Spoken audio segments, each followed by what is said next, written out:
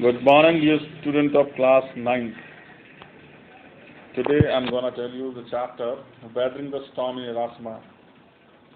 This is the chapter number 6 of the book Moment. Listen to the summary very carefully and read the text given in NCERT book. That will help you a lot. So it's a matter of on 27th October 1919 की story है. It's a real incident. On 27th October, 27 अक्टूबर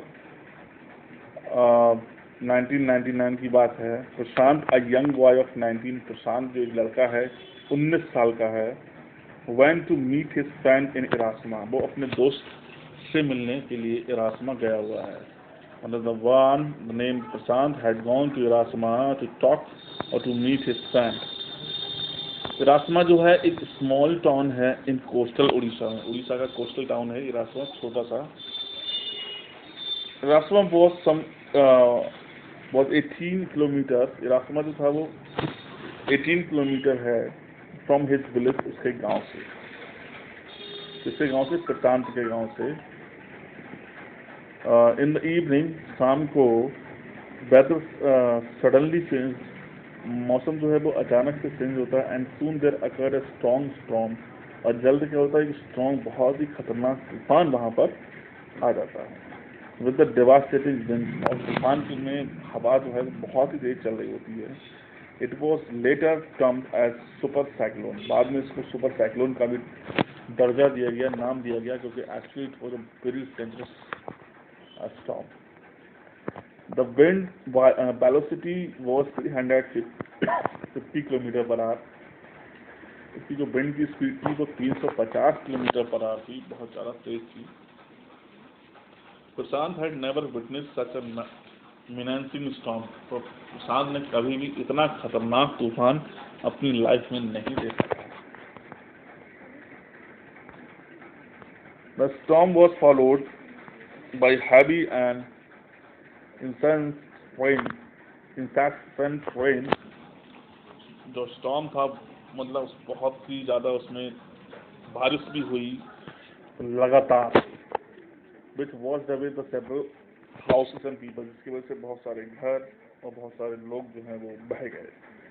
मतलब उनकी जिंदगियां और उनके house दोनों ही खत्म हो गए. Properties and the people both came into the loss.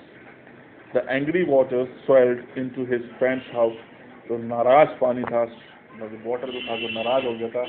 That also swelled, मतलब अपना घूम रहा था इसके फ्रेंड्स के घर में. नाक डीप का मतलब गर्दन तक डीप था, वो गहरा था.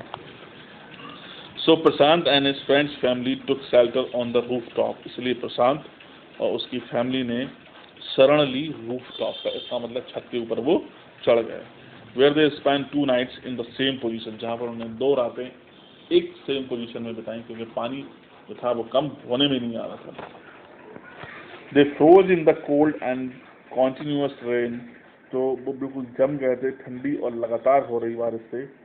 प्रशांत could see in the grey light of the early morning.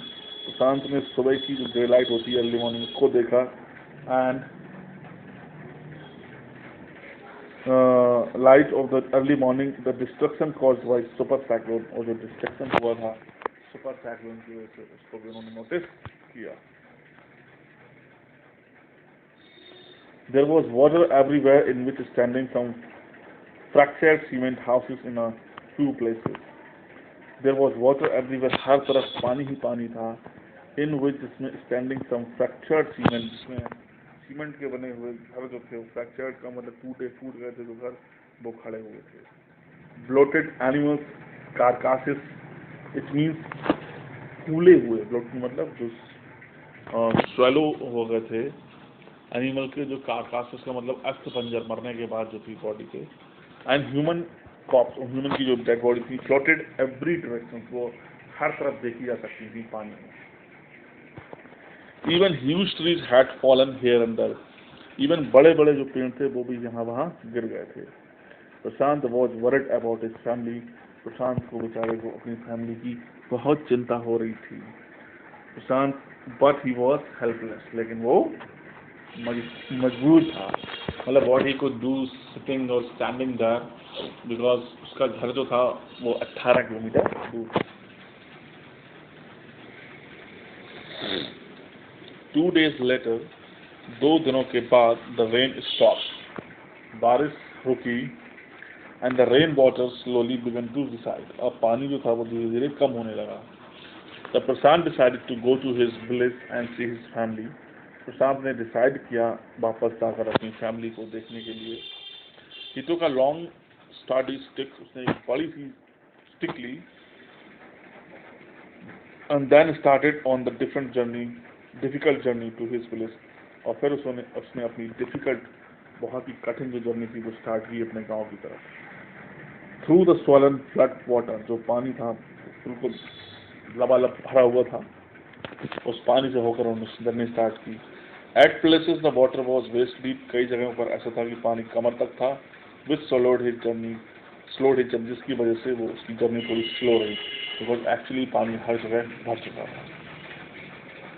At several points, बहुत सारे points पे he lost the road, वो रोड भूल गया and had to swim, और वहाँ पर उसको swim करना पड़ा।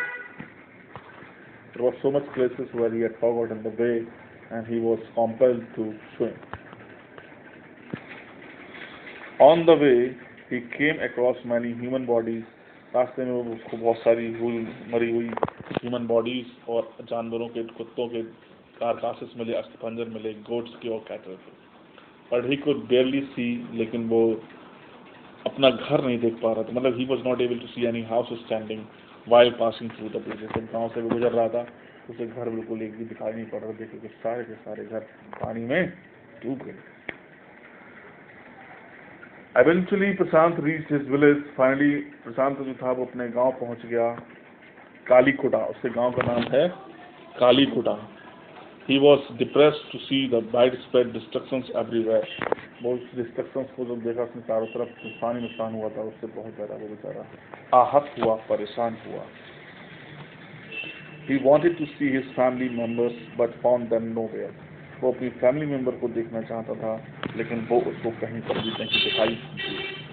So he went to the Red Cross shelter, इसलिए वो रेड क्रॉस शेल्टर चला गया to for them, उनको ढूंढने के लिए। Fortunately, his family was alive. सौभाग्य की बात ये थी, लकीली उसकी फैमिली जो थी वो अभी जिंदा थी। He thanked God for this, इस बात के लिए भगवान को उसने धन्यवाद दिया। Prashant was upset to see the miserable condition of the cyclone affected people in the shelter. उस शेल्टर में प्रशांत जो था वो इस बात से बहुत ज़्यादा दुखी था, लोगों की हालत जो हो रही थी वहाँ पर साइक्लोन की वजह से, उसको देखकर बहुत ही ज़्यादा दुखी था। There was a big crowd there, बहुत ज़्यादा भीड़ थी। They had nothing to eat except green coconut. Green coconut के अलावा कुछ भी खाने को नहीं था। There was too much filth everywhere, हर जगह गंदगी फैली हुई थी। प्रशांत could not be the silent spectator. प्रशांत जो है वो साइलेंट स्पेक्टेटर नहीं हो सकता, मतलब चुपचाप रह के देखने वाला वो नहीं हो सकता। He decided to do something for the survivor. उसने डिसाइड किया कि कुछ सर्वाइवर्स के लिए कुछ ना कुछ करेगा, जो लोग बच गए हैं उनके लिए कुछ ना कुछ करेगा। First he made arrangements for their food. पहले तो उनके खाने का अरेंजमेंट किया उसने, with the help of some youth and elders, जवान लोगों के साथ, और बड़े उसके जो एज में उससे बड़े थे उन लोगों की मदद लेकर he started helping the people for feeding.